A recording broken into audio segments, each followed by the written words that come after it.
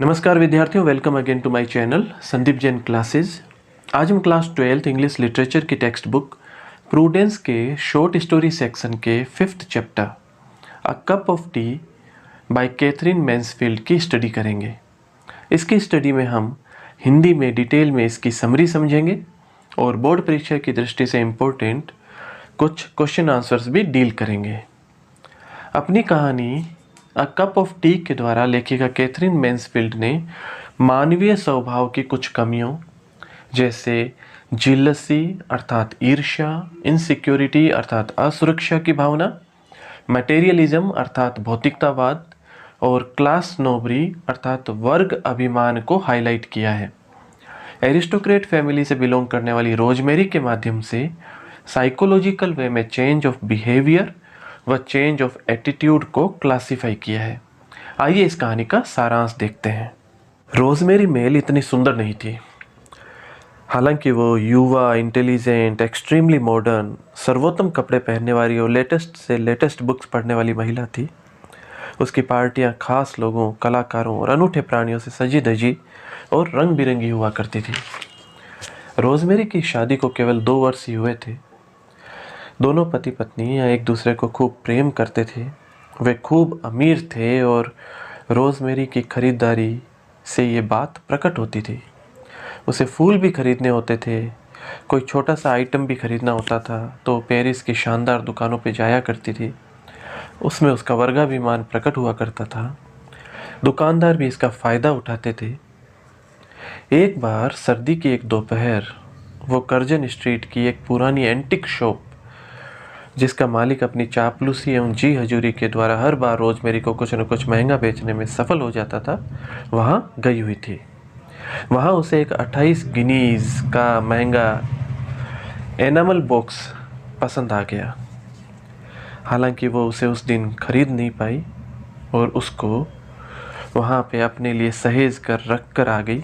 उस पर कुछ कलाकृतियाँ थी, कुछ चित्रांकन थे, और लेकिन रोजमेरी के लिए भी वह आइटम, वह पीस अत्यंत महंगा था। जब वह दुकान से बाहर आई तो बारिश और बादलों से छाए अंधकार के कारण मौसम कुछ उदास सा हो गया था। यहाँ पे उदासी जो है वो इस चीज़ का भी सिंबल कैथरीन मैन्सफील्ड के द्वारा है कि वो जो चीज़ खरीदना चाह रही थी वो उस दिन वो खरीद नहीं पाई थी। तो हवा में एक उदासी थी, हवा में एक ठंडक थी और आसपास की बत्तियां जो हैं वो जल चुकी थी, हल्की हल्की रोशनी थी। उसके मन में एक टीस सी उठी। वो घर जाकर एक स्पेशल चाय पीना चाहती थी। तभी एक दुबली पतली और भूखी प्यासी लड़की, जो आयु में लगभग रोजमेरी के ही समान थी और ठंड से कांप रही थी, कहीं से रोजमेरी के सामने आकर खड़ी हो गई। उसने अपनी हकलाती आवाज़ में उससे एक कप चाय के पैसे देने का निवेदन किया। उसकी आवाज़ की सहजता से लग रहा था कि वो कोई भिखारी नहीं थी। रोजमेरी, जो किताबें और उपन्यास पढ़ा करती थी, नाटक देखा करती थी, के दिमाग में अचानक एक एडवेंचर, एक सोशल एक्टिविटी करने का विचार आया। क्यों न इस लड़की को वह अपने घर ले जाए, इसकी सेवा, इसका सत्कार करे, ताकि बाद में वो अपनी पार्टियों में, अपने ग्रुप्स में इसका बखान कर सके कि किस प्रकार एक बेचारी लड़की को, जो भूख प्यास और ठंड की मारी थी, को वह दया दिखाकर अपने साथ अपने घर लेकर गई, उसकी सेवा की, उसका ध्यान रखा। उसे ये आइडिया एक्सेलेंट लगा। रोजमेरी के बार बार कहने और कन्विंस करने पर वह लड़की उसके साथ रोजमेरी के घर जाने को तैयार हो गई। कार में उसको अपने घर ले जाते समय रोजमेरी में जीत के भाव थे। वो ऐसा महसूस कर रही थी जैसे उसने कोई गढ़ जीत लिया हो। वह खुद को परी, देव माता के रूप में देख रही थी, जो सबकी मदद करने वाली थी। वो आज सिद्ध कर देगी कि दौलत वाले भी दिल वाले होते हैं, अमीरों में भी हृदय होता है। अपने ऐशो आराम वाले घर में पहुंचने के बाद वो उस लड़की को अपने ऊपर वाले कक्ष में ले गई। आज वो अपने घर को उस लड़की की नज़र से देख रही थी। उसे अपना घर इतना आकर्षक और आरामदेह इससे पहले कभी नहीं लगा था। नौकरों को नहीं बुलाकर रोजमेरी ने खुद उस लड़की को ले जाकर आराम कुर्सी पर बैठाया, सहज किया, उसका हेट हटाया, उसका कोट उतारने में मदद की। लेकिन वो लड़की स्तब्ध हुए बच्चे के समान ऐंठ कर बैठी रही। वह स्तब्ध थी, वो समझ नहीं पा रही थी। बार बार रुआंसा होती उस लड़की को रोजमेरी अंतर्मन से संभाल रही थी। उसके लिए चाय और चाय के साथ ब्रेड, सैंडविच, मक्खन, चीनी इत्यादि खाने की चीज़ों की व्यवस्था की गई। जब भी उसका प्याला खाली होता, वह उसे फिर से चाय, क्रीम व चीनी से भर देती। रोजमेरी खुद सिगरेट पीती रही और उस लड़की को खाने पीने में शर्म नहीं आए इसलिए जानबूझकर दूसरी तरफ देखती रही। चाय नाश्ते से उस लड़की की सेहत में तुरंत ही आश्चर्यजनक परिवर्तन नजर आने लगा। रोजमेरी उस लड़की से डिनर के बारे में पूछने ही जा रही थी कि तभी रोजमेरी के हस्बैंड फिलिप का वहाँ पे आना हुआ। फिलिप द्वारा पूछने पर उस लड़की ने अपना परिचय मिस स्मिथ के रूप में दिया। उस लड़की का नाम मिस स्मिथ था। निश्चय ही फिलिप को अपने घर में उस निरीह लड़की की उपस्थिति पसंद नहीं आ रही थी। वह रोजमेरी को अलग कमरे में ले जाकर उस लड़की के बारे में पूछताछ करने लगा। रोजमेरी ने पूरी घटना का जिक्र किया और बताया कि किस प्रकार वह एक निरीह गरीब लड़की को सड़क से उठाकर मदद करने के लिए घर लेकर आई है। वो उसकी मदद करना चाहती है। फिलिप के नाराज होने पर वह उसे उस गरीब लड़की के साथ अच्छा व्यवहार करने, उससे अच्छा बनने हेतु प्रेरित करने लगी। अचानक फिलिप ने एक ऐसी बात कही कि रोजमेरी के कान खड़े हो गए। उसका व्यवहार ही बदल गया, उसका आचरण बदल गया। फिलिप ने रोजमेरी से कहा कि ये लड़की कितनी सुंदर है, ये कितनी प्रीटी है, कितनी प्यारी है। रोजमेरी ये सुनकर सन्न रह गई। फिलिप का ये मनोवैज्ञानिक दांव काम कर गया। वह उसे बेतुका कहते हुए अपने लेखन कक्ष में चली गई। रोजमेरी मिरर के आगे खड़ी होकर सोच में डूब गई।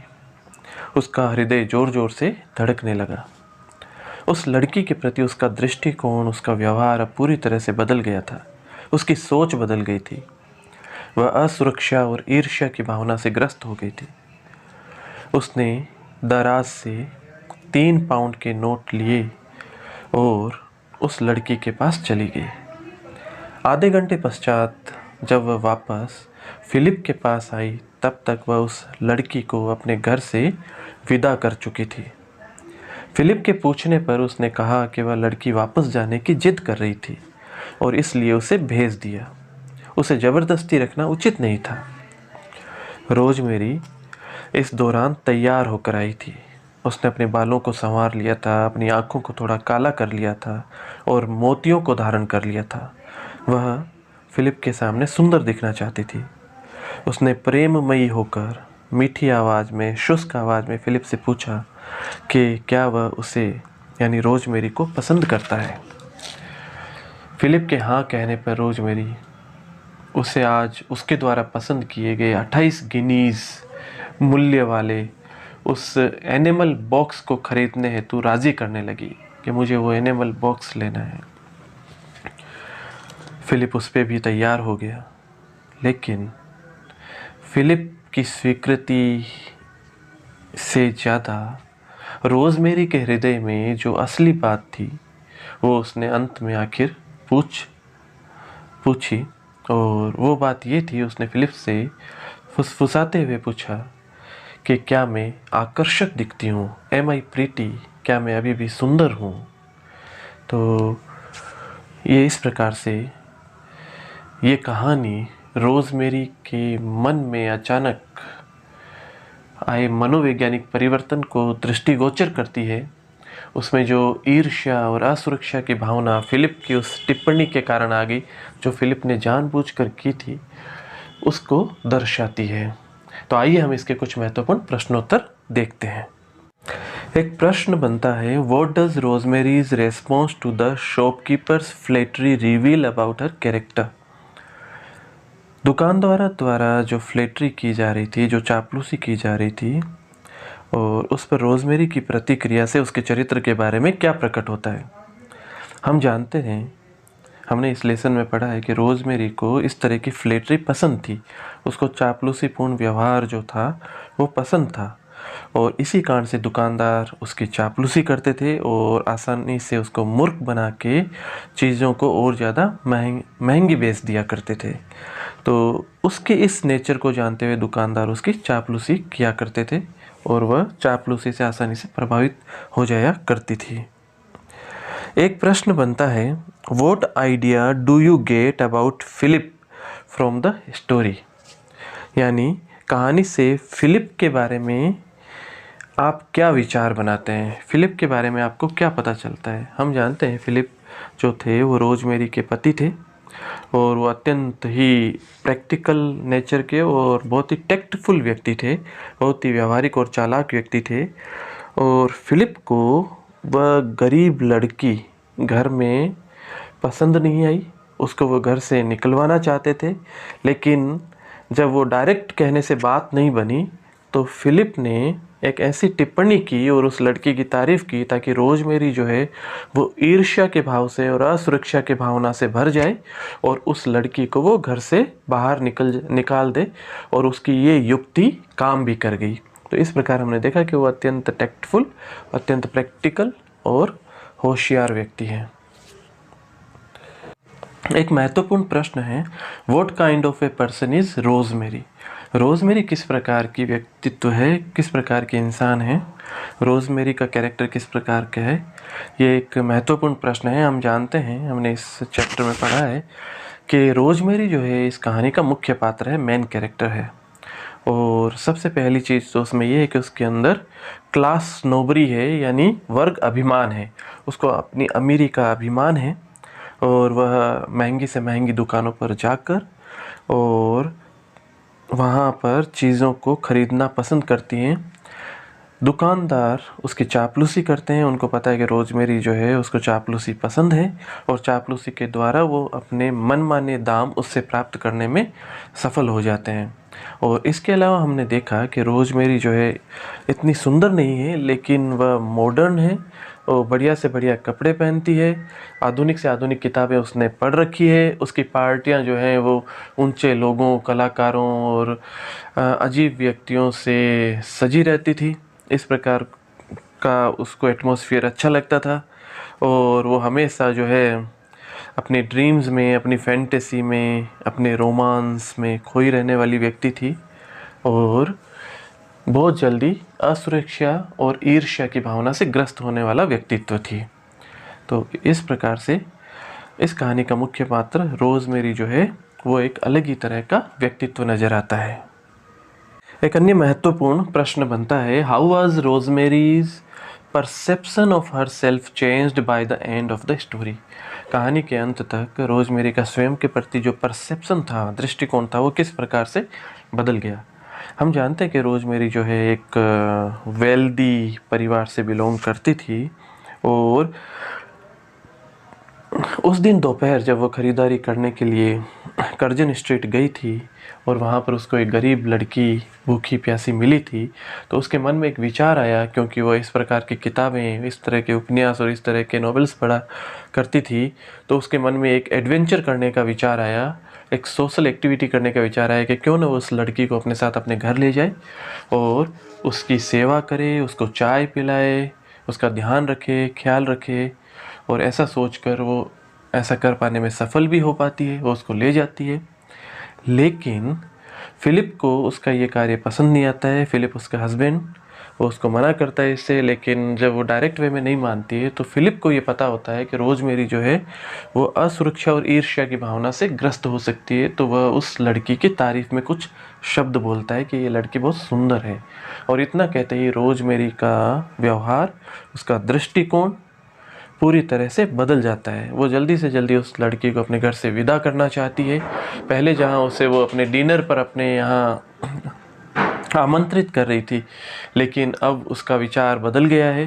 वो उसको कुछ पैसे देकर और तुरंत घर से विदा कर देती है। और यहाँ इस प्रकार से हमने देखा कि कहानी के अंत तक जाते जाते रोजमेरी का जो दृष्टिकोण था वो पूरी तरह से चेंज हो गया। एक सबसे महत्वपूर्ण प्रश्न जो बनता है इस पाठ का बोर्ड की दृष्टि से सबसे महत्वपूर्ण प्रश्न है ये, in a cup of tea by Katherine Mansfield we have the theme of jealousy, insecurity, materialism and class snobbery comment. यानी कैथरीन मैन्सफील्ड की इस कहानी में हम ईर्ष्या, असुरक्षा, भौतिकतावाद और वर्ग अभिमान की थीम देखने को हमें मिलती है। इसकी आप व्याख्या करें। तो इस कहानी के सारांश में इसकी ये सारी चीज़ें छुपी हुई है। इसमें हमने देखा कि मानवीय स्वभाव में कई कमजोरियां होती है। मानव की ये कमजोरियां जो हैं उनको बड़े सुंदर ढंग से कैथरीन मैन्सफील्ड ने यहाँ पे उजागर किया है। रोज़मेरी एक अमीर घर की महिला है और उसके अंदर वर्ग अभिमान है। वह छोटी से छोटी खरीदारी करने के लिए भी पेरिस की सड़कों पर जाती है, वहाँ महंगे से महंगे बाज़ार में जाती है वो। और हमने देखा कि फिलिप की टिप्पणी के पश्चात उसके अंदर उस लड़की के प्रति ईर्ष्या का भाव जागृत हो गया, स्वयं के प्रति असुरक्षा का भाव जागृत हो गया और वह उसको तुरंत और जल्दी से जल्दी अपने घर से विदा कर देना चाहती है। उसने अपनी योजनाओं को पूरी तरह से परिवर्तित कर दिया, उसके व्यवहार में परिवर्तन आ गया। और इसी प्रकार से जिस प्रकार से वह छोटी छोटी विलासितापूर्ण चीज़ों के ऊपर पैसे खर्च करती है और महंगे से महंगे कपड़े पहनती है, वो उसके भौतिकतावाद, उसके भौतिक संसार को प्रकट करती है। तो इस प्रकार से इस कहानी के अंदर कैथरीन मैन्सफील्ड ने और बहुत ही प्रभावी ढंग से हमें ईर्ष्या, असुरक्षा, भौतिकतावाद और वर्ग अभिमान यानी जेलसी, इनसिक्योरिटी, मटेरियलिज्म और क्लास नोबरी के बारे में बताया है। तो आशा है आपको ये पाठ भली भांति समझ में आ गया होगा, आपको ये वीडियो लेसन पसंद आया है तो आप इसे लाइक ज़रूर करें। और अभी तक इस चैनल को आपने सब्सक्राइब नहीं किया है तो इसे सब्सक्राइब ज़रूर करें। बहुत बहुत धन्यवाद।